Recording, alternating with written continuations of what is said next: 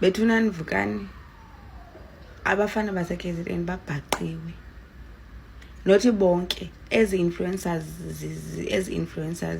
zibhaqiwe about they using disabled women to grow their brands.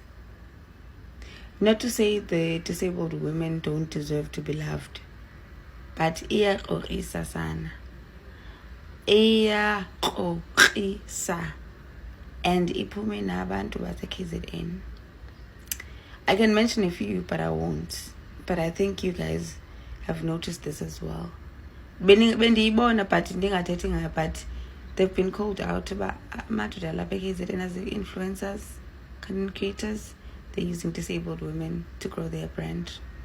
And I think banyanisile. Ngiyamthanda lo muntu. Sicela nje ningipheni umzuzu.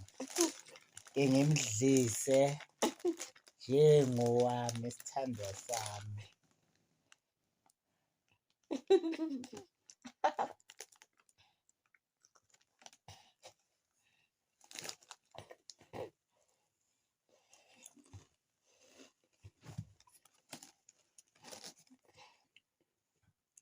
Siyasneka.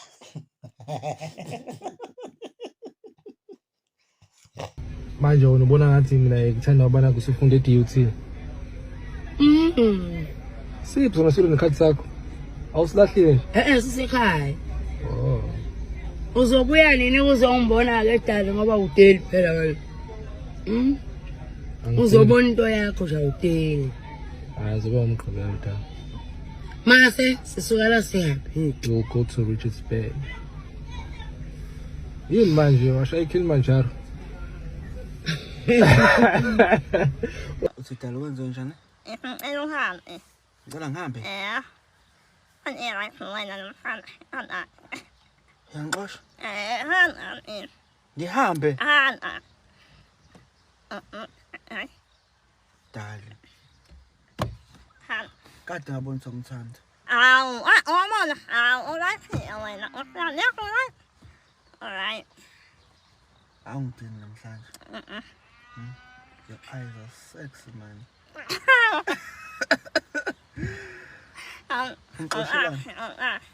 Ngixoshelana. Okay. Hani right. Awu. Hani monile yabo manene. Alright. Hana. It's ngiyabhora.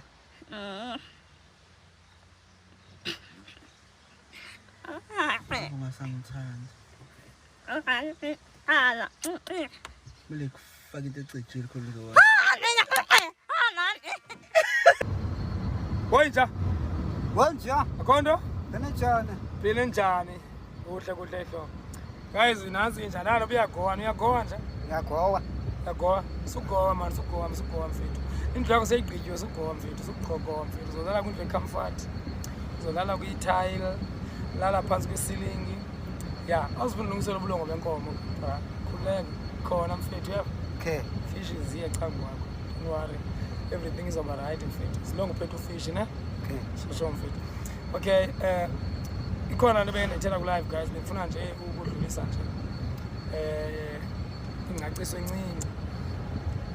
Zikhona i-groups enginolwazi ngazo because ngiyena fumana sabana ngifumana i-calls abantu bengixela ke-groups ba kwenzeka bethu imali benobethu umfish. Zikhona i-groups endizaziyo ke ezi-2. Ndiye ndabona ingathi khona i-confusion yenzekileyo.